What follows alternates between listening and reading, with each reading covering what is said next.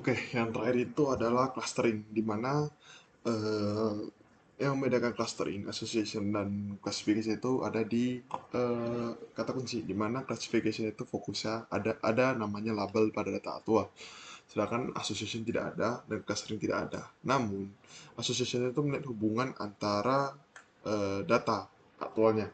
Berbeda dengan clustering, dia tidak melihat antara label maupun hubungan antar data. Jadi dia berdasarkan kemiripan antar data.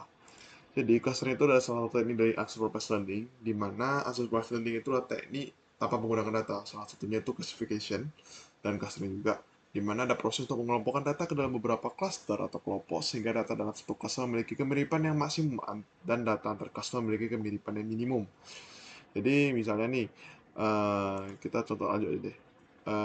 Ini kondisi-kondisi yang tepat di sini itu untuk analisis timbul dengan data set yang besar yang tidak diketahui, tidak terstruktur, tidak diketahui jumlah dari kelas yang ingin dibagi, dan saat ingin mencari anomali pada dataset. Nah, ini seperti gini. Jadi salah satu eh, teknik clustering itu namanya centric base, ada namanya hierarki dan density dan lain sebagainya. Dimana centric base clustering merupakan metode mengelompokkan data ke dalam non-hierarchical cluster. Tipe cluster ini cenderung lebih efisien namun sensitif terhadap outlier. Contoh itu seperti gini. Misalnya ini ada ini data-data kita di sini 1, 2, 3, 4. Nah, centroid base di sini di centroid base itu dia bakal mengambil satu titik secara acak, oke, satu titik secara acak, dan menghitung antara jarak antara daerah titik sini dengan daerah yang lain. Nah, daerah ini akan membentuk sebuah cluster. Nah, seperti itu. Ini namanya cluster satu, ini cluster 2. Oke. Nah, di mana salah satu tekniknya itu ada namanya k-means clustering, yaitu algoritma iteratif yang berarti sering mengalami pengulangan untuk mengelompokkan kumpulan data ke dalam cluster yang sebelumnya telah ditentukan, di mana setiap data point hanya memiliki satu cluster saja. Tujuan ditetapkan data point ke dalam cluster agar ada jumlah kuadrat antara data point dengan pusat cluster menjadi minimum. Nah, seperti contoh di gambar ini, k-means clustering itu seperti ini. Nah, ini kan data nih kan. K-means clustering itu dia bakal mengambil titik untuk cluster secara random. Misalnya dia bakal titik pertama, dia mengambil titik di sini awalnya. Nah, dia bakal menghitung nih jarak antara ini, jarak dengan semuanya, dan dia menghitung kalau misalnya masih terlalu besar, dia bakal menggeser, dia geser ke sini, geser ke sini, geser. Tapi satu tempat di mana dia mau geser. Contohnya misalnya di sini contohnya, dia bisa mau kali cluster ini dengan jarak yang minimum. Inilah nanti dia bakal ngambil satu cluster. Inilah disebut sebagai centroid gitu, cluster. Oke. Nah, di sini nah contoh seperti gini. Nah, oke, dia berdasarkan jarak antar data-data tersebut. Ya semakin dekat berarti dia dianggap sebagai satu cluster. Oke, jadi bagaimana kita menentukan jumlah cluster? Nah, untuk menentukan jumlah cluster, kita bisa menggunakan elbow method. Nah, sebelumnya kita jelaskan dulu cara kerja chemistry clustering. Itu menentukan nilai dari cluster. Itu bisa sembarang, angka berapapun. Tapi nanti kita bakal tentukan dengan elbow method. Yaitu lalu menempatkan data ke setiap cluster yang ada, menentukan centroid dengan mengacak dataset yang ada secara acak dan menentukan akar data point itu tempat centroid, dan lakukan perulangan secara terus-menerus sehingga tidak ada lagi perubahan pada centroid. Salah satu teknik untuk menentukan jumlah cluster adalah elbow method. Nah, elbow method itu gimana? Elbow method itu di sini jadi kalau misalnya di sini kalau dari satu data saja, kalau misalnya dia cuma satu cluster, maka kan ada namanya jarak antar ini dengan kan tinggi. Nah, variasinya kan semakin tinggi ibaratnya. Kalau misalnya dua cluster, nah berarti kan jarak antar variasinya juga semakin sedikit karena kan ibaratnya dia mewakili data-data ini kan semakin pendek ibaratnya. Kalau berbeda dengan satu cluster, kalau misalnya tiga semakin rendah ibarat gitu. Namun ada kesulitan kita di sini ada di bagian analisis, di mana semakin banyak cluster yang kita punya, semakin sulit analisisnya. Karena kita kan mau lihat lagi datanya apa-apa aja. Jadi, kita ada cara yang efektif untuk menentukan jumlah cluster, yaitu di sini adalah elbow method. Di mana cara menentukan clusternya itu berdasarkan em, titik di mana terjadi perbedaan yang sangat tidak signifikan. Contoh seperti ini. Dari satu ke dua kan terjadi perbedaan signifikan nih kan, dari segi variasi. 2 ke 3 terjadi penurunan signifikan, 3 ke 4 masih signifikan, 4 ke 5 masih signifikan, 5 ke 6 sudah tidak signifikan, 6 ke 7 tidak signifikan, dan seterusnya kan. Nah, jadi bisa kita ambil di klaster kelima itu kita berarti jumlah klaster itu adalah 5, di mana 5 ini adalah klaster terakhir sebelum selanjutnya itu sudah tidak signifikan. Nah, oke, kita contoh ke kasus saja ya. Jadi di sini saya punya data, oke, ini data negara ya. Oke, data-data negara. Kita buat Excel baru.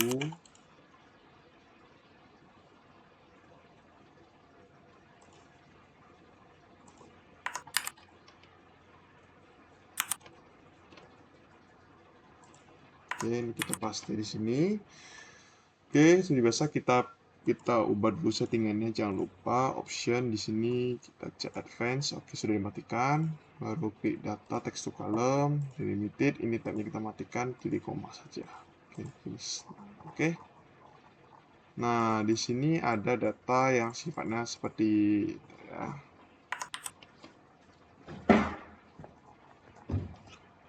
Nah, kan di sini kan ibarat kayak negara Kongo ini kan ada dua negara ya. Nah, jadi kita pertama kita bagi dulu. Jadi ini data apa? Ini adalah data negara yang terdiri dari negaranya apa, tingkat kematian anak, ekspor, kesehatan, impor, income, inflasi, keharapan hidup dan lain sebagainya. Di mana di sini kan di sini datanya nggak bersih, datanya belum beres nih karena di sini ada data yang seperti gini. Ingat kembali lagi, semua teknik analisis itu memerlukan dalam bentuk angka. Nah, di sini kan datanya mengambil posisi seperti gini karena kan Kongo itu ada dua negara. Kongo itu ada dua jenis negara, yaitu Democratic Republic dan Republik. Nah, caranya gimana? Pertama kita bisa hapus data ini, tapi kita juga bisa gabung data ini. Contoh saya gabung ya untuk data ini. Cara gabungnya kita bisa gunakan fungsi concatenate baru ini dengan ini. Oke. Juga oke di sini. Setelah sudah kita cek lain juga. Oke, di sini juga ada, kita paste dulu. Oke, ini juga ada. Oke, seperti itu aja. Baru kita Ctrl C, Ctrl Shift P. Oke, baru ini kita geser ke sebelah sini. Oke.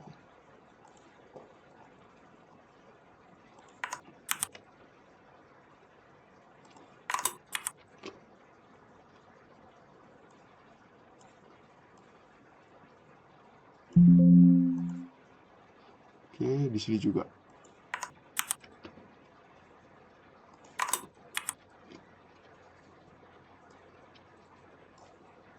Oke, setelah itu setelah itu kita pilih, ini kan udah oke nih. Kita buka Excel Start, pilih ini di Start Run dulu.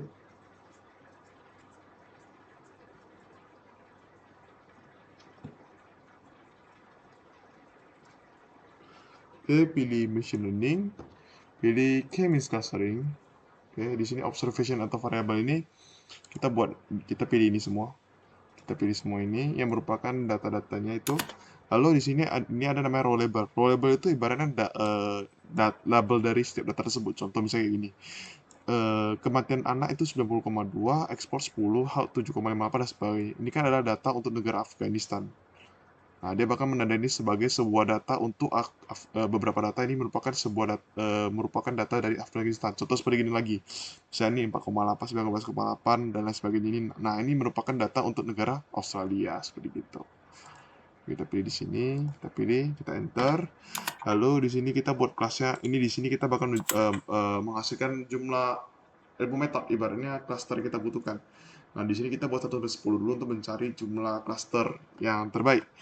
Di sini kita klik option, ini nggak ada masalah, biarin aja. Kalau misalnya Cluster kalian dalam bentuk baris, di sini kan ini kan baris nih kan data-datanya. Nah, baru cluster. Kalau misalnya dia dalam bentuk kolom, baru cluster kolom.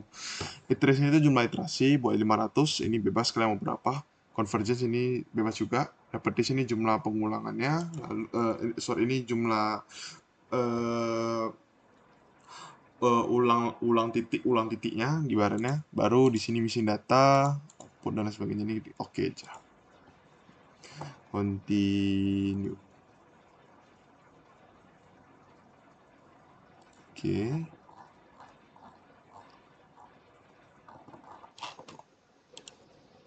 Bentar ya, kita kirim clustering. Kita pilih semua ini. Oke.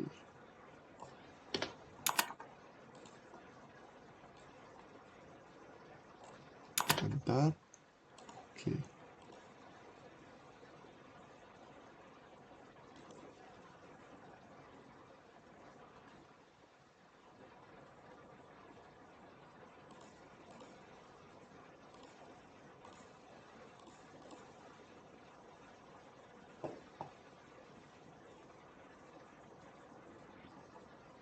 Nah, di sini kita dapat. Nah, kita bisa bilang oke.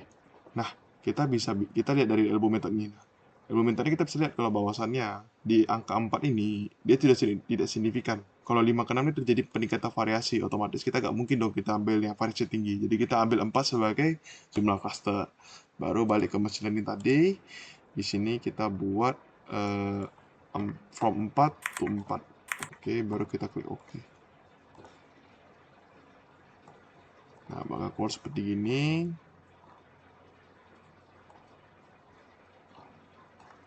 Oke, baru kita bisa nampak di sini ada namanya statistiknya. Lalu di sini kita bisa di bagian di kelas centroidnya ini kita bisa melihat bahwa di kelas 1 itu memiliki tingkat kematian tertinggi, ekspor tertinggi, kesehatan dan sebagainya macam. Lalu di sini kita bisa melihat hasil kelompok-kelompok termasuk dalam beberapa kelas. Misalnya kelas 1 ini kelompoknya ini gitu, kelas 2 kelompoknya ini.